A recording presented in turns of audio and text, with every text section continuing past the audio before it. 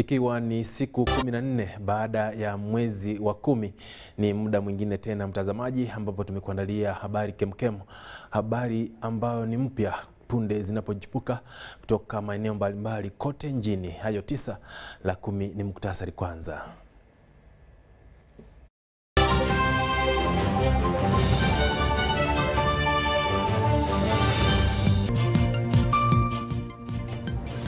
Balozi wa Ufaransa humu nchini Julius Hamand ametoa salamu za kwaheri. Taifa la Uganda litakuwa kwenyeji washa wa pili wa mahakama ya haki ya Afrika Mashariki.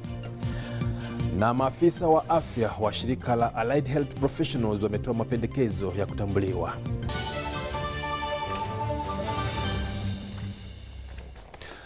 Karibu, jina langu ni Edwin Nyachwara Mobegi. Balozi kutoka humu nchini Ufaransa ametoa pongezi au salamu za kwaheri hii leo, huku akimaliza tamu yake ya uongozi ya kuzuru katika taifa hili. Haya yamefanyika kwenye mkutano uliohusisha waziri mkuu katika ofisi yake hapa Kampala, ambaye alimiminia sifa uhusiano mwema baina ya mataifa hayo mawili, Ufaransa na taifa la Uganda.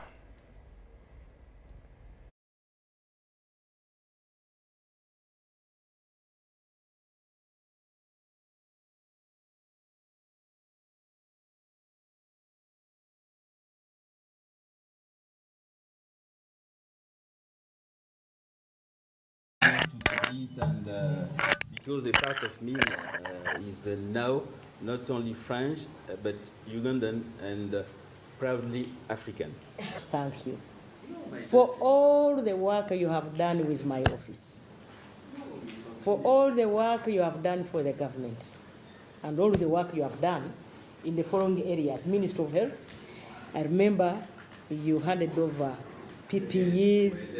I was still in the Ministry of Health. I remember you helped us with vaccines. Thank you so much. I know in the area of refugees and many other areas. Thank you. We shall always remember you.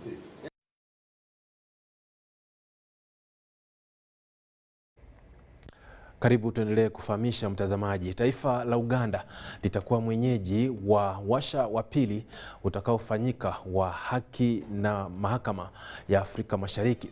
Washa huo unatazamiwa kufanyika hapa mjini Kampala na utafanyika kuanzia tarehe 26 hadi 28 mwezi huu wa Oktoba. Haya yamesemwa na naibu wa waziri mkuu ambaye pia ni waziri wa masuala ya Afrika Mashariki, Rebecca Kadaga.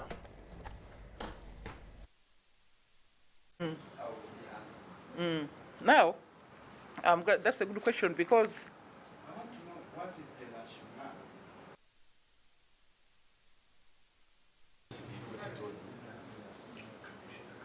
So last year, in 2021, they convened in Bujumbura for the 1 month. They have now come to Uganda to hold those hearings here in Uganda. Now, the court session will take place at the Commercial Division of the Court of Uganda, and it will be preceded by a judicial officers conference. They are going to spend from the 24th to 28th in the conference, and then after that they'll start the hearing of the cases. Now there will be 2 sets. What we call the court of first instance.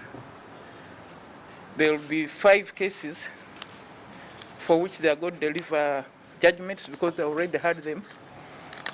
There will be others, 11, which are for hearing, and then another 5, which are for scheduling for future hearings. Similarly, in the Court of Appeal, they also have a number of cases for delivery of judgments on cases that have already been heard. They also have appeals which will take place from here, and then others where they are going to schedule hearings for the future. Court of First Instance, the resolution number 23 of 2019, Nsabimana was the Attorney General of Burundi,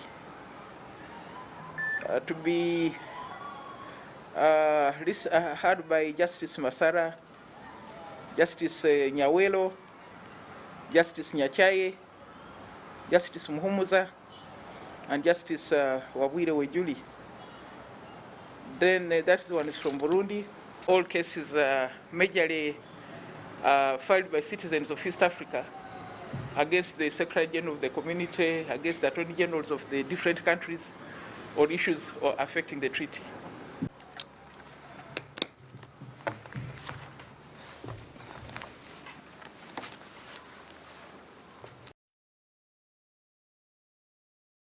Ni maandalizi ya mahakama ya haki ya Afrika Mashariki ambayo itafanyika humu nchini. Kwingineko tunaarifiwa kwamba kiongozi wa Waislamu humu nchini Sheikh Muhammad Galabuzi ameanza ziara yake ya siku moja ya mji wa Kampala inayolenga kuzuru maeneo mbalimbali ya eneo la kati. Kiongozi huyo amesema kwamba mji wake unalenga kuleta pamoja au kutia rotuba katika uhusiano wa kidini na viongozi wa kisiasa humu nchini, hasa katika eneo la kati.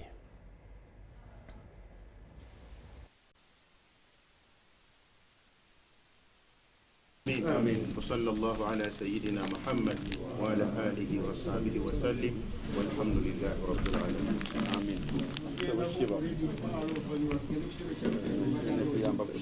إن شاء الله.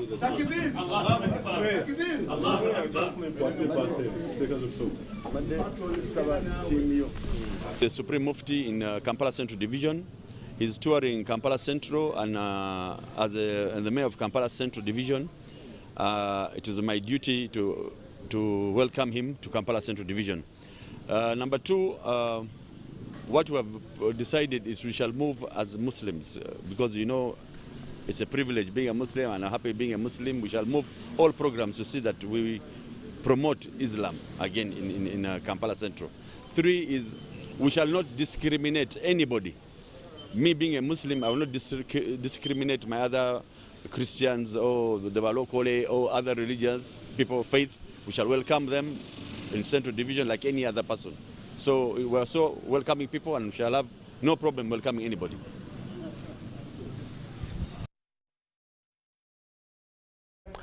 Maafisa wa afya kutoka shirika la Allied Health Professionals wametoa wito kwa serikali kupitia Wizara ya Afya kutambulika.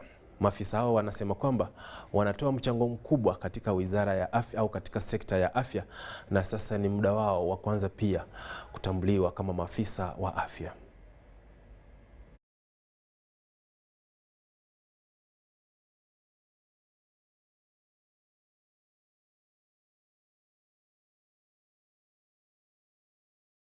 Juhudi za kutaka kutambuliwa na Wizara ya Afya zimeshika moto mmoja katika shirika la Allied Healthcare Professions katika sekta ya afya.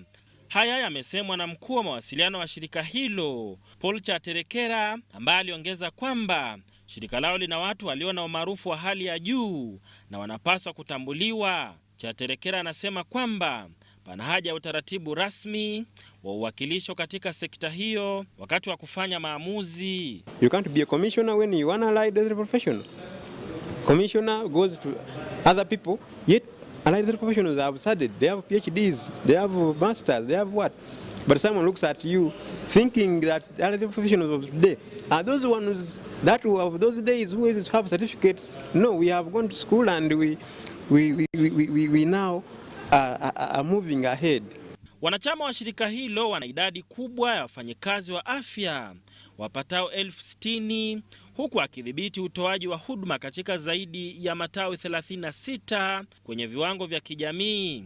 And amongst the cadres of environmental health, we have health assistants, we have got health inspectors, and we have got environmental health officers at different levels.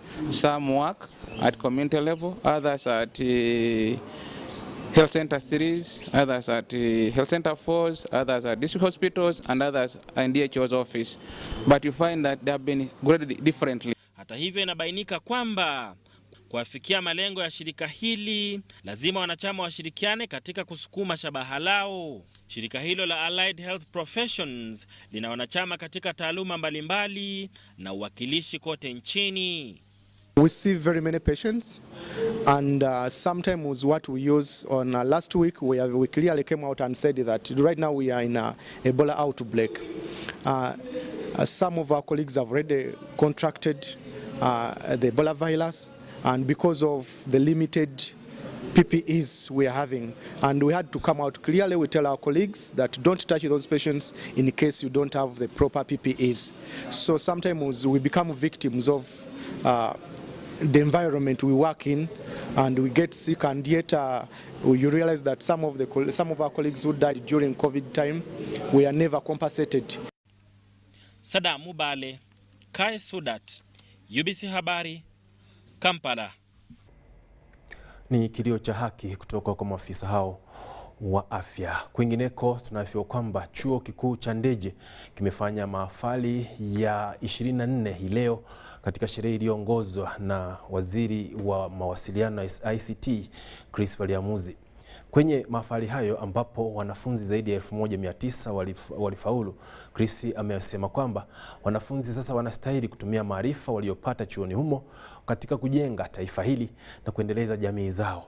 Haya yamekusanyika katika habari ifuatayo.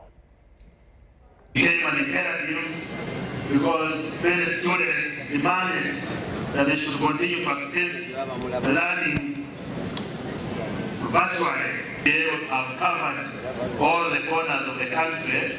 We are also discussing with satellite companies so that we can supplement the fiber with satellite technology, so that we have internet all over the country to facilitate many transactions, including education, including business, because now things depend on technology and we want to move and non-science. But we just sequence the paying by first enhancing the pay for the scientists, and next we shall enhance for the non-scientists. So those of you who studied humanities and arts, do not think that the government doesn't value you. It does, but we just sequence the payment, and even the pay for non-scientists will also be enhanced. That this is an expensive investment for a private university like Ndeje in terms of high quality ICT equipment, both hardware and software. I kindly implore your ministry to give the university assistance to boost this project. Very weak. We need more strengthening of high school STEM sciences so that we have, a big reservoir of people aspiring for sciences. Promote research, specifically winning research grants, and partner with industry to have joint projects. By utilization of resources and proper management of systems in as far as regards also to policy, to see that the policy is well managed and implemented up to the letter.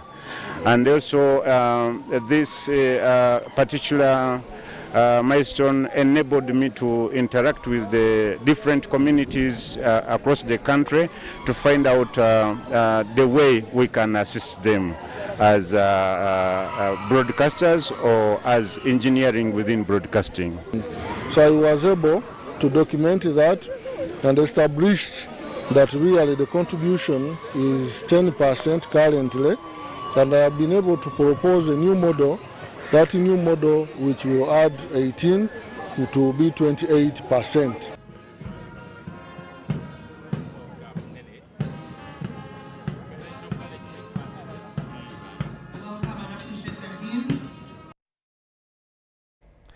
Mtazamaji, kwenye mahafali hayo mmoja wetu Nafuka Farida pia alikuwa miongoni mwa waliofuzu. Hongera basi kwa juhudi zenu kimasomo. Sasa mimi na meza kopo la maziwa, halafu mtazamaji tarudi tena na taarifa zaidi.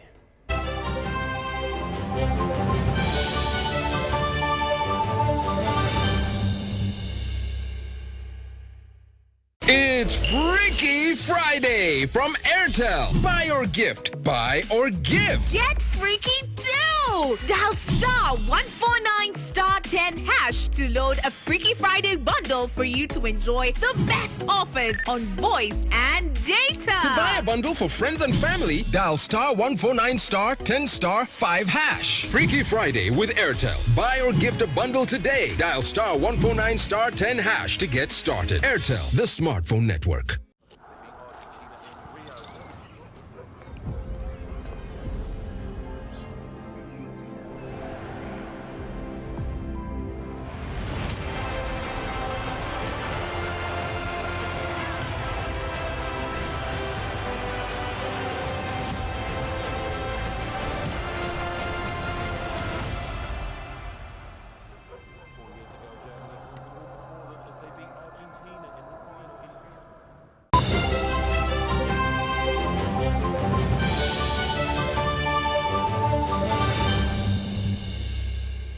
Karibu tuendelee kufahamisha. Hili ni shirika la UBC, kituo nambari 1 kinachokupa habari katika lugha ya Kiswahili. Mchezo wa kriketi umeanza kukita mizizi na umaarufu wake humu nchini, huku ukivutia timu au vilabu mbalimbali kutoka nchi za ng'ambo. Haya yamefanyika huku vilabu kadhaa vikianza sasa kuingia humu nchini kufanya mashindano na wachezaji wetu.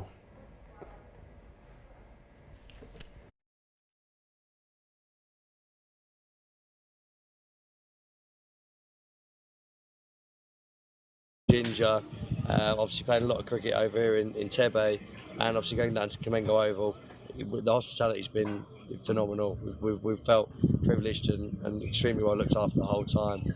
Obviously we started on a bit of a poor note from our perspective in cricket terms, but we came across a really good side, and really from that point we kind of found our feet a little bit and improved game on game as some of the oppositions have got strong. So we've been blown away by the standard of the Ugandan cricketers coming over here, and I could list a handful of names that are definitely the future of Ugandan cricket and show. I think one of the big names that's sort of been talked about in the group would be Juma Miyagi, 19-year-old lad, brilliant pace bowler, one of the quickest some of the guys have faced in all forms of cricket and as professional cricketers in our group. So he's certainly a name to look out for in the future.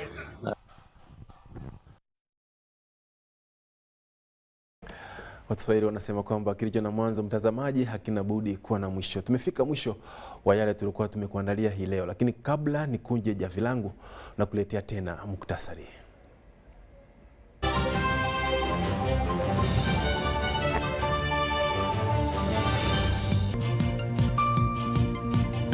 Balozi wa Ufaransa humu nchini Jules Amandi ametoa salamu za kwaheri. Taifa la Uganda litakuwa mwenyeji wa washa wa pili wa mahakama ya haki Afrika Mashariki. Na maafisa wa afya wa shirika la Allied Health Professionals watoa mapendekezo ya kutambuliwa.